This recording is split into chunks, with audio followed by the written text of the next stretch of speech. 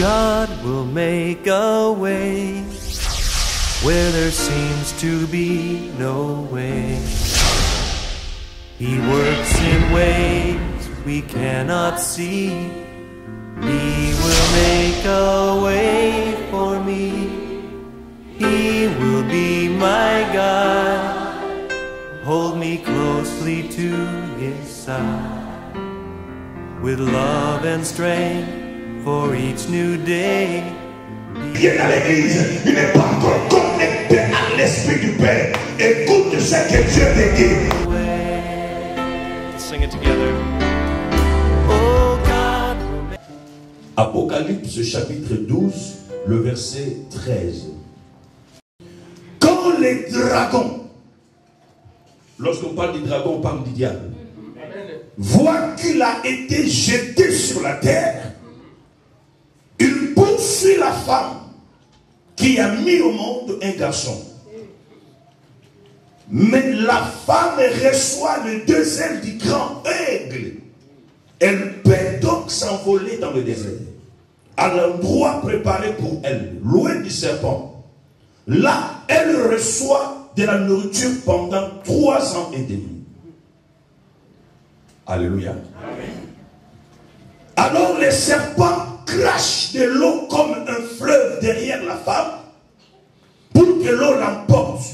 Mais la terre vient aider la femme, la terre s'ouvre et elle avale le fleuve que le dragon a craché. Le dragon est très en colère. Voilà là où nous sommes arrivés. Le dragon est très en colère contre la femme et il part faire la guerre contre le reste de ses enfants, ceux-là qui obéissent au commandement de Dieu et qui sont les témoins de Jésus. Amen. Que les saints disent Amen. Amen. Prenez place, prenez-moi, donnez-moi quelques minutes, je vais parler, je vais brosser quelques pensées que Dieu a mis dans mon esprit, parce qu'aujourd'hui, il y a la colère sainte. Dites Amen. Amen. L'ennemi, tous les jours, il fait des manigances, des manipulations, il fait ses plans pour écraser, pour combattre l'église. Et quand l'église trouve l'occasion comme celui-ci de pouvoir s'avancer, attaquer l'ennemi, il ne faut pas lui laisser du temps à perdre, même pas une minute, parce que c'est un ennemi géré à l'église. Quelqu'un dit Amen. Amen. Dira à quelqu'un à côté de toi, dis-lui, les combats continuent.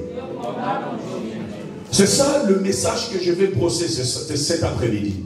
Vous savez, quand nous parlons du combat spirituel, aujourd'hui il y a le ministère que je bénis le Seigneur parce qu'ils ont eu cette révélation. Mais le combat n'est pas monopolisé à un homme, à une église, ni à un ministère. Le combat n'est même pas le nom d'une dénomination quelconque. Le combat, c'est une vérité, même pas une réalité, mais c'est une vérité spirituelle. Tout chrétien né de nouveau, qui a reçu Jésus comme Seigneur et Sauveur, eh bien, je te dis d'office, les jours où tu as prêté serment, tu as donné ta vie à Jésus, dis-toi que tu as signé un décret de combat sur la terre des hommes tout au long de ta vie sur la terre. Le diable devient pour toi un ennemi juré. Et je te dis, je t'informe ces choses pour que tu ne sois pas ignorant. Parce que les combats que nous parlons ce soir, je dis à quelqu'un, même si tu ne crois pas aux démons, mais je vous le dis, les démons existent. Même si tu ne crois pas au diable, les diables existent. Nous ne vénérons pas les diables, mais nous présentons des informations sûres à l'église pour que l'église sache à qui nous avons affaire. Amen. Nous parlons sur les 7 piliers du salut. Le salut a des piliers, c'est-à-dire des supports. Ce qui fera que ton salut ne périsse pas. Ce qui fera que ton salut ne tombe pas. Alors, ton salut a besoin d'être appuyé, posé sur des bons piliers. Amen. Ceux qui ont commencé la foi chrétienne avant toi, et peut-être ils n'ont pas arrivé là où nous sommes arrivés. Ils te diront, ils vous diront peut-être que la vie chrétienne a des bascules, la vie chrétienne a des fléaux, la vie chrétienne a des combats. Mais cela, n'est-ce pas, la Bible parle même de semeur. La Bible dit celui qui a bâti sa maison sur les rocs et celui qui a bâti sa maison sur les sables. On parle simplement du fondement n'est-ce pas, de cet édifice de la foi. La foi est une maison qui doit être bien assurée de par son fondement. Voilà pourquoi nous sommes au 4e fondement du salut. Pour ne pas perdre mon temps, on a parlé, la foi a comme pilier. Premier pilier, c'est la puissance. La foi a comme deuxième pilier la richesse. La foi a comme troisième pilier la sagesse. Et la foi a comme 4e pilier la force. Amen. Et plus brutalement, nous sommes entrés dans cette dimension du combat. Le christianisme est sans une puissance. Le christianisme n'est pas respecté. Vous savez, pendant le ministère de Jésus sur la terre, il a défendu son ministère de par la puissance. S'il n'y a pas la puissance dans le christianisme, nous serons pareils comme ce que vous connaissez là. Je ne suis pas en train de diffamer une religion ici. Amen.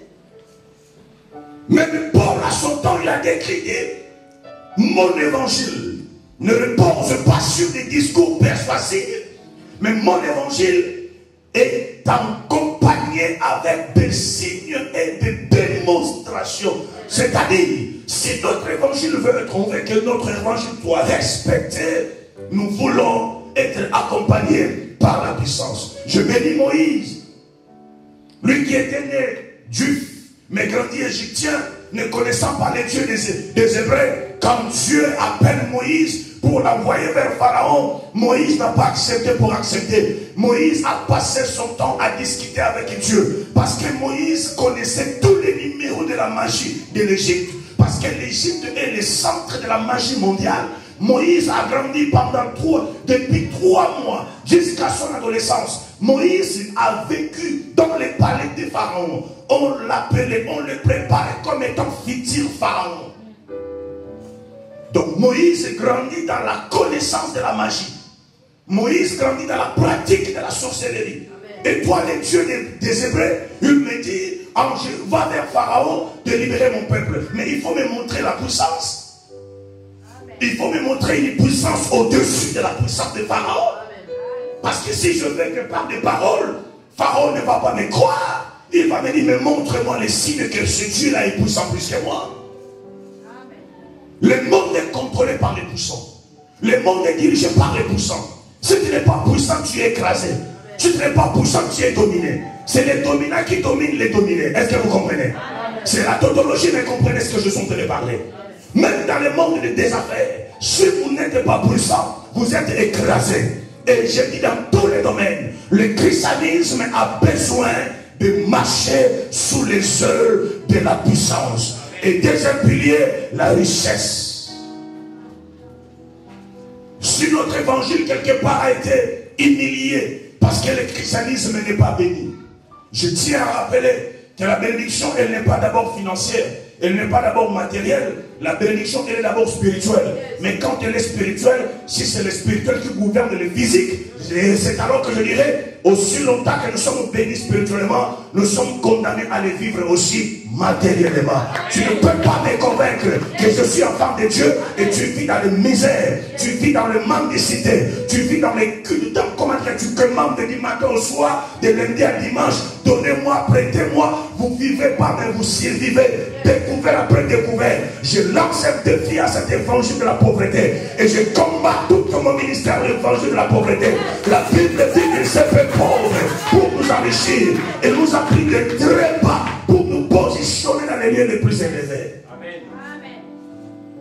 Si nous rentrons dans nos églises, c'est que des érémistes, c'est que des sans-papiers, c'est que des débrouillards, c'est que des maçons, c'est que des ceci. Mais vous savez, nous sommes arrivés à un temps où l'église doit connaître que la richesse n'est pas donnée aux païens. La richesse, c'est ton droit. Si l'église arrive à devenir riche, on commencera à baiser. Et même le monde aurait, n'est-ce pas, du respect envers nous. Amen. Ce n'est pas parce que nous ne pouvons pas être riches. Un enfant n'a pas que des devoirs. Un enfant doit connaître que j'ai des devoirs, j'ai aussi des droits. Quand Dieu me dit de le craindre, quand Dieu me dit de lui donner ma vie à moi, étant donné qu'enfant de Dieu, je respecte mes devoirs et je retournerai aussi au Père pour pour dire, Père, je fais mes devoirs et donne-moi ma part. Mon devoir, c'est être en bonne santé. Mon devoir, être béni. Mon devoir, c'est être riche. Mon devoir, c'est être en haut et non en bas. Et d'ailleurs, la Bible dit, ton Dieu souhaite. Dans la version courante, on dit, ton Dieu ordonne. L'ordonnance, c'est un droit. L'ordonnance, c'est un radical. Ce n'est pas de demander si je peux. Non. Ton Dieu ordonne qu'il soit puissant.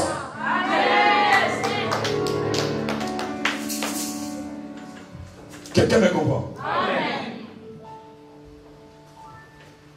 Proverbe dit, la parole des pauvres ne sont pas entendues, ni même respectées. Tu es l'aîné de la famille, mais pauvre que tu es, tu n'es pas respecté, humilié. Tu parles trop, mais tu ne fais pas des actes. Même dans le monde des affaires, tu n'es pas respecté parce que tu n'as rien. Il y a des bureaux, il y a des banques, on sait que tu pèses. Vous savez, dans le monde des affaires, si on dit ce monsieur pèse, on ne parle pas de ton kilo physique. Si on dit ce monsieur pèse, vous allez dans la banque, c'est même le directeur ou la directrice qui vient vous ouvrir la porte. Il vous appelle monsieur. Mais vous, quand vous allez en banque, découvrez, qu'on y répétez en découvert. Quand vous venez même, vous sonnez, on vous laisse la 5 minutes devant la porte. Et quand vous rentrez là, on ne vous respecte même pas. Vous allez, on dit au revoir, on dit au revoir. Mais quand il y a quelqu'un qui pèse, quand il rentre, c'est tout un protocole qui l'attend. Et quand on le reçoit, quand il faut partir, c'est même le directeur qui se lève pour t'accompagner. Il dit, je vais t'accompagner. On arrive à la porte, on te dit, bonjour, au revoir, monsieur Fedo Guita. Au revoir, oh my God. Ne sois pas jaloux de ton frère. Nous sommes dans le cycle de la saison. Si tu es mangué, je suis papayer. Accepte que le mangué produise des mangues. Une période arrivera, les papayers produira des papayers. Nous sommes dans le cycle de l'élévation. C'est dire à quelqu'un de panier, c'est qu'il accorde. Dis à ton frère, salut, dis-lui, je compte te voir être béni.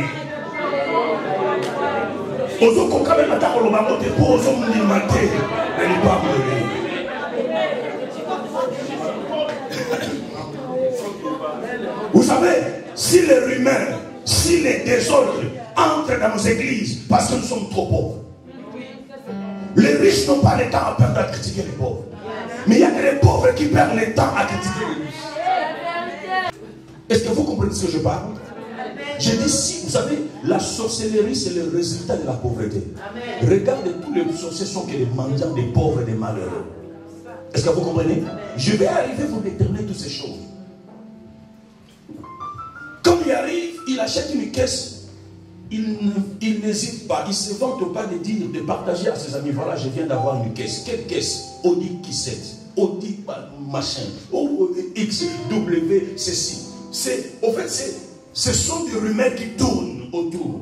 Est-ce que vous comprenez? Mais quand il y a la pauvreté absolue, c'est la haine, c'est la jalousie, c'est le murmure, c'est les critiques, c'est les coups bas, c'est la jalousie. Et je vous dis, la haine, c'est la jumelle de la sorcellerie. Amen. Nos églises n'est pas respectées parce que nous ne sommes pas riches. Or, le deuxième pilier du salut, c'est la richesse. Amen. Troisième pilier, c'est la sagesse. Là, ça frappe fort. Tu peux être riche, tu peux être puissant, mais si tu n'as pas la sagesse, tu vas t'écrouler comme une maison à cartes. Beaucoup de hommes puissants, beaucoup de femmes puissantes sur la terre, ils ont régné, ils ont eu l'argent. Regardez Kadhafi, comment est-ce qu'il s'est écroulé. Qui imaginerait aujourd'hui que Kadhafi ne serait pas là? Quand ça a commencé, moi je dis, mais ça c'est une blague. Vous savez quelle puissance Kadhafi possédait? Combien il pesait? Mais ce monsieur est tombé comme une blague. Vous croyez, c'est quoi? Quand on n'est pas sage, la sagesse, ce n'est pas parce que tu as bac plus 10. L'interprétation de la sagesse veut dire simplement quand tu agis selon la parole. Yes. Salomon, quand il fallait juger l'affaire des prostituées, il n'a pas demandé les armes, il n'a pas demandé d'autres solutions, mais il va demander, apportez-moi le paix, je vais trancher l'affaire. Or, Éphésiens nous dit ceci, pendant qu'on parle sur les armures spirituelles, on dit, ayez sur vous le paix qui est la parole de Dieu. Bien aimé, c'est la sagesse qui a pourvu, qui a élevé Salomon. Parce qu'il a agi, pas selon sa sagesse humaine, pas selon la sagesse des hommes, mais il a agi selon la sagesse de Dieu. Le peuple, quand il faut trancher un problème, quand il faut trancher quelque chose, même dépend de toi, trancher cela dépend de la parole. Rien que la parole qui ne se trompe pas. Avec la parole, tu seras juste. Amen. Parfois, nous sommes conduits par le fait de la colère. Je vais le tuer. Est-ce que la Bible dit il faut tuer ton ennemi? Non. Je vais l'insulter. La Bible te dit il faut insulter celui qui te fait du mal.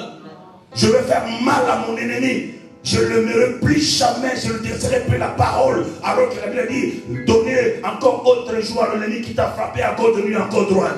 Pardonnez 67 fois, 17 fois, alors que tu n'as même pas pardonné 10 fois.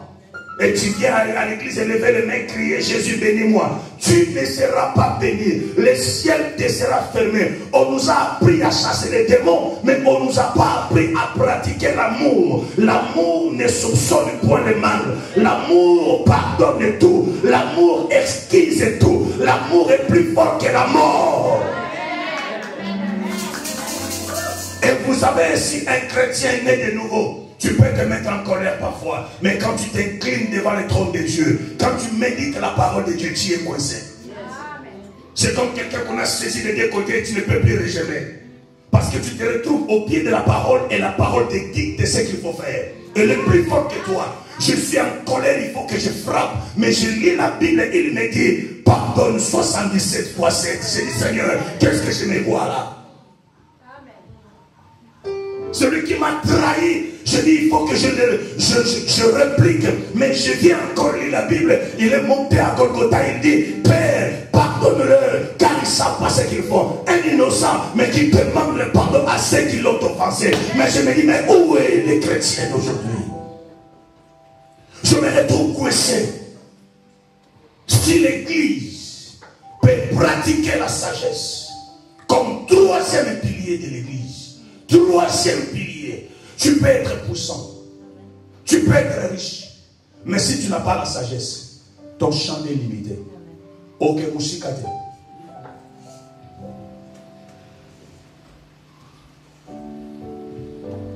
Quelqu'un m'entend dire amen. Amen.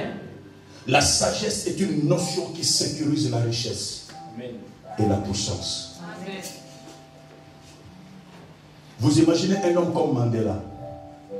Il va totaliser bientôt 100 ans. Mais un vieux monsieur, c'est toute l'humanité. J'ai vu, mais j'ai dit, mais qu'est-ce que cet homme a fait? Cet homme a tranché des problèmes politico-mondiaux. Le monde entier l'interpelle pour trancher des problèmes. Pourquoi? Non pas parce qu'il fit ex. Il y a des milliers des ex-présidents. Mais pourquoi il s'interpelle Mandela? Parce qu'on trouve dans cet homme la sagesse. Amen. Mandela a tranché des problèmes qui ont compliqué l'humanité. Et cet homme vit encore. Mais alors que nous avons perdu des Mobutu comme des présidents élégants, éloquents, qui parlent avec autorité, même le monde des Blancs les tremblait. Mais Mobutu est mort précipitamment par manque de la notion de la sagesse. Je vais te donner un conseil, des amis. Tu as un problème sérieusement. Mais si tu veux agir dans la justice, droit devant les yeux, n'agis pas sous ta colère, n'agis pas selon les pressions des gens. Parce qu'il y a des gens qui agissent selon les pressions. Affinaï, bétaï, canlaï, insulte-le, tue-le, frappe-le. Parce qu'il y a des gens qui te poussent. Mais étant enfant de Dieu, retourne dans la parole et trouve une raison qui va te pousser à réagir. Amen. J'ai lu ma Bible et j'ai été choqué. S'il y avait quelqu'un qui a été poussé, qui a été insulté, humilié comme Jésus, il n'y a pas d'eux. Mais à aucun moment Jésus a réagi mal. Amen. Et nous sommes des chrétiens qui veulent dire chrétiens comme Christ, parler comme Christ, voir comme Christ. Et nous sommes chrétiens, imitons notre maître. Amen. Qu'un chrétien dans la salle acclame le maître. Ça, je récapitule la notion du pilier du salut et je rentre dans la force. Dans les quatrième pilier de la force, je dis il y a deux mondes opposés. Il y a le monde positif et il y a le monde négatif. Le monde positif est gouverné par Dieu et le monde négatif est gouverné par Satan. Parce que depuis la guerre du ciel, la Bible nous révèle que les dragons a voulu s'égarer à Dieu. Il n'était pas plus fort que le Créateur. On les prend, on les pourchasse, on les précipite du trône et à la terre. Depuis ce jour-là, Satan a perdu son identité. Il n'est plus Lucifer, mais il devient diable. Il devient Satan. Il devient serpent ancien. Dans toutes ces caractéristiques qu'on appelle seulement l'ennemi de Dieu. Satan ne sera jamais pardonné. Amen. Vous savez, la puissance de Satan, Satan a pu traîner derrière lui les 3 tiers des anges. Et ces anges qui ont traîné, qui ont suivi Satan, c'est ces anges-là qu'on les appelle les anges déchus, qui sont devenus des démons. Satan, il n'a pas créé, même pas un fourmi. Même ces démons, même ces esprits mauvais, qui servent les diables dans son gouvernement, ils n'ont pas été créés par leur maître. Mais vous imaginez pas que Satan est humilié. La Bible nous révèle dans Matthieu 4, lorsqu'il est venu tenter Jésus, la Bible nous révèle même que même tout ce qu'il a, lui-même n'a pas créé ça. C'est le Créateur qui lui a prêté. Il dit à Jésus, il le décrit, je donnerai à tous ceux qui vont se prosterner devant moi tout ce que tu vois. Le monde, l'argent, la richesse, les pouvoirs, des maisons. Je donnerai à quiconque qui se prosterne devant moi, car on me l'a donné. Le pouvoir que Satan possède, ça ne vient pas de lui. C'est Dieu qui lui a donné quand il était Lucifer. Il est le premier ministre, le glange au numéro 1 dans le trône de Dieu. C'est lui qui gérait le trône de Dieu. Et je dis, le péché qu'il faut fuir dans la vie, c'est l'orgueil. Quand je trouve quelqu'un orgueilleux, orgueil, ce n'est pas seulement le fait de marcher comme ça. L'orgueil, c'est un esprit. L'orgueil, c'est un état de langage. L'orgueil peut te rendre lourd. L'orgueil peut te rendre muet. L'orgueil peut te rendre aveugle. L'orgueil peut te rendre sourd. Tout ce qu'on te dit, tu connais tout. Madame et monsieur qui connaît tout. Non, ça je sais. Non, tu sais ça. Mon père me disait ceci. Si tu marches dans un chemin de je m'en fous, tu te retrouveras dans un village appelé Si je savais. À bon entendeur. L'orgueil, cela peut te rendre sourd, insensible, aveugle. Il y a un danger, mais tu ne le vois plus. Parce que tu sais, des gens comme des Saddam, ils sont morts comment? C'est l'orgueil qui les a tués. Amen. Ils défiaient les puissances du monde. Il dit, je préfère mourir au trône que de laisser mourir. Mais tu vas mourir, Saddam. On va les récupérer dans un trou comme un souris. L'orgueil, ça c'est le produit de l'orgueil.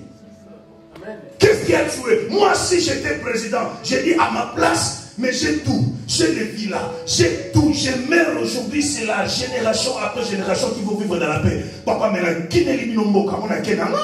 je vous laisse le pays, je pars. Parce que j'ai tout ce qu'il faut. Mais comment quand il faut laisser le pouvoir, tu ne peux plus laisser? C'est parce que c'est un orgueil. Quelqu'un me comprend? La Bible dit, le sang d'Abel crie jusqu'aujourd'hui. Écoutez, Caïn a tué son frère. Je parlerai plus tard sur le cri du sang. Écoute-moi très bien. La Bible dit l'âme qui pêche, c'est l'âme qui mourra. D'accord? Or, l'âme se trouve où? Dans le sang. Quand Caïn a tué son frère Abel, la Bible dit le sang a coulé. Le sang qui coula, c'est l'âme qui a coulé. Or, le sang a crié. Moi, je crois que si j'étais à la place de Dieu, je viens demander à Caïn. J'allais demander à Caïn où est Abel. Dieu dit, Caïn, j'ai entendu les cris de ton sang qui est monté jusqu'au ciel. À chaque fois que tu avortes, à chaque fois que tu fais couler le sang, dans le monde satanique, il y a une piscine de sang de fœtus que tu as fait couler. Répare cela aujourd'hui avant qu'il soit trop tard. Tu crois tuer. Tu crois que non, ça va passer parce que voilà, il n'était pas né, il n'était pas encore formé. De le premier goutte de sang qui est entré dans le ventre d'une femme, c'est une personne vivante. Amen. Et tu risques de compliquer ta vie toute ta vie à cause de ce sang que tu as coulé. Tu ne l'as pas fait couler, mais tu as accompagné. La Bible dit la nature ne vous enseigne-t-il pas. Association des malfaiteurs. Oh, je lui ai seulement montré, oh, je n'étais pas là quand il a fait ces choses. Association des malfaiteurs.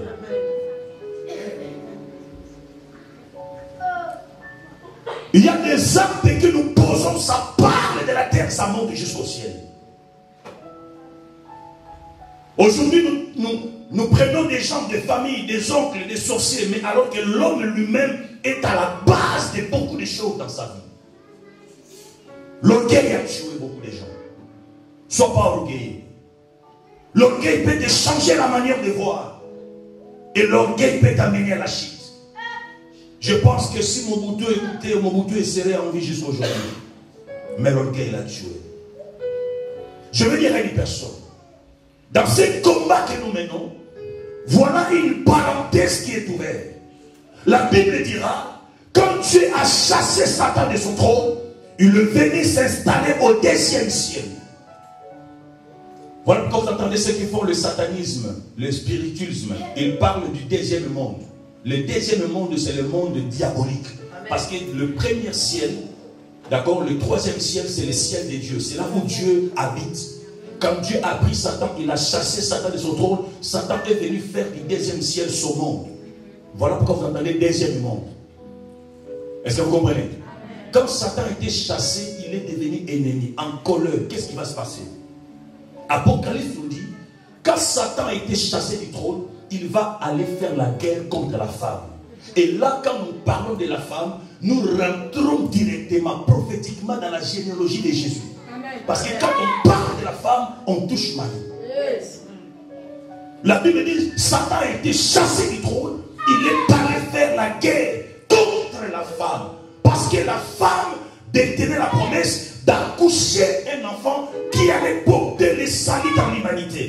Et Satan savait, si je touche à la femme, je vais briser les processus du salut. Et la Bible dit, il n'a pas aussi vaincu la femme, parce que la femme a été protégée par les deux ailes de l'aigle. Oh, l'aigle qu'on parle, c'est le Saint-Esprit. J'attends quelqu'un qui est grand amen. Voilà à la naissance de Jésus. Vous allez entendre que dès que Jésus est né, la Bible dit Hérode s'est levé pour combattre Jésus.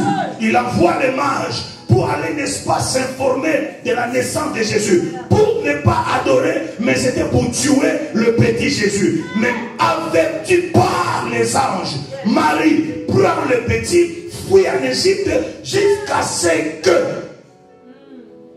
on te donnera les signes de retour. Et la Bible dira une chose. La femme a vécu pendant 3 ans et demi. Alors que Jésus va faire 33 ans et demi sur la terre. Amen. Le diable, dès qu'il a été chassé du trône, il poursuit la femme. Or, dans la deuxième dispensation du message prophétique de la femme qu'on parle, c'est l'église. C'est l'église qui détient la clé, le réma, la révélation du royaume du salut. C'est pourquoi vous verrez, jusqu'aujourd'hui, l'église est combattue par le diable. Parce que l'église détient le processus du salut des hommes. Mais la Bible dira, le dragon n'a pas pu toucher à la femme. Quand il a vu que la femme s'est sauvée, qu'est-ce que la Bible dit? Verset 17. C'est pourquoi je dis, le combat continue. Qu'est-ce que la Bible va dire? Lectrice, dis-moi le verset 17. Apocalypse chapitre 12, verset 17. Écoutez le verset 17. Et le dragon fut irrité contre la femme. Et le dragon fut irrité contre la femme. Et il s'en alla faire la guerre au reste de sa postérité. Et il s'en alla. On parle du dragon, n'est-ce pas? Oui. Quand il n'a pas réussi à étouffer, à tuer la femme, qui avait la promesse de la naissance de Jésus. Et elle a dit, elle s'est encore mise en colère. Et il alla, n'est-ce pas, faire la guerre contre le reste de la femme. Amen. Amen. Le reste de la femme, c'est quoi? C'est l'église. Amen. Descend, il finit pour dire. À ceux qui gardent les commandements de Dieu et qui ont le témoignage de Jésus. Il va aussi faire le combat à ceux qui gardent les commandements de Dieu. Or, s'il y a quelqu'un qui garde les commandements de Dieu, c'est les enfants de Dieu. Amen. C'est pourquoi je dis, un vrai enfant de Dieu doit subir les combats. Mais je te dis dans tes combats, il dit, ils te feront la guerre, mais ils ne te vaincront pas. Amen. Parce que tu es plus que vainqueur. Amen. God will make a way where there seems to be no way. He works in ways we cannot see. He will make a way for me. He will be my God. Hold me closely to His side. With love and strength for each new day. Viens à l'église, il n'est pas encore connecté à l'Esprit du Père. Écoute ce que Dieu te dit. Sing it together.